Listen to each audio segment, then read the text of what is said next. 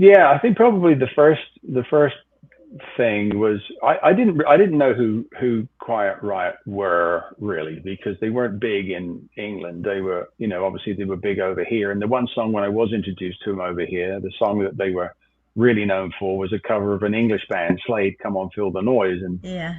And so when I worked with Kevin, I was really quite hard on him because I wasn't impressed with any of the rock and roll stuff because I was a musician. I didn't care about any of that. I will say when I first met Ronnie Dio, he was so gracious. Um, he was so gracious and so thoughtful. And he basically said to me, "I'll help you." And I'm like, "This is the guy who, the first single I ever bought was Black Sabbath Neon Nights with Ronnie singing. The first album I ever got was Rainbow Rising with Ronnie singing." And so that was incredible. But he was such a great human. That there was no starstruck stuff back there. I never really bought into any of that, to tell you the Hmm. truth. I mean, I was very lucky. I never lacked in confidence. Let's put it that way. So when I went, one story that I still to this day, and if I ever see him again, I'll go and thank him.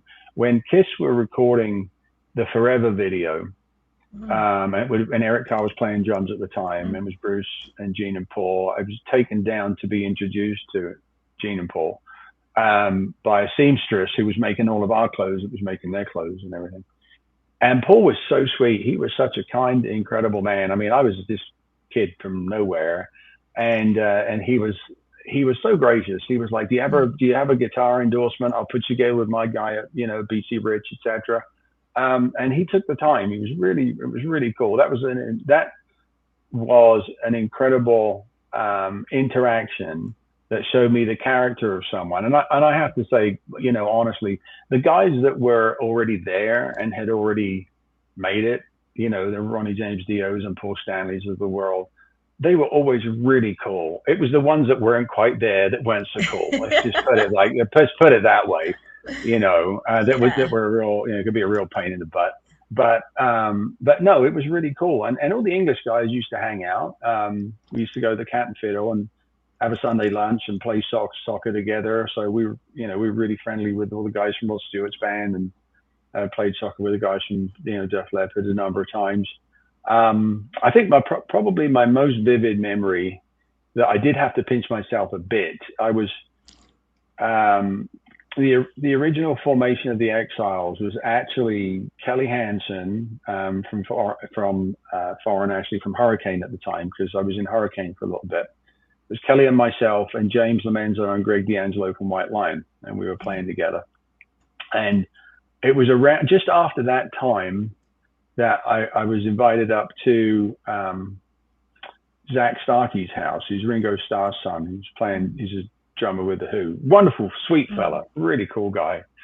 Had dinner with him, and Paul knew him quite well. And we were up at Ringo's house. We'd just come back from a Joe Walsh's birthday party, and I remember sitting on the couch learning about red wine from John Entwistle of the Who at 2 o'clock in the morning, explaining why I was getting headaches because he said, "Well, the wine's too cheap and it's the tannins." And I'm like, "What the hell's a tannin?" And he proceeded to educate me on.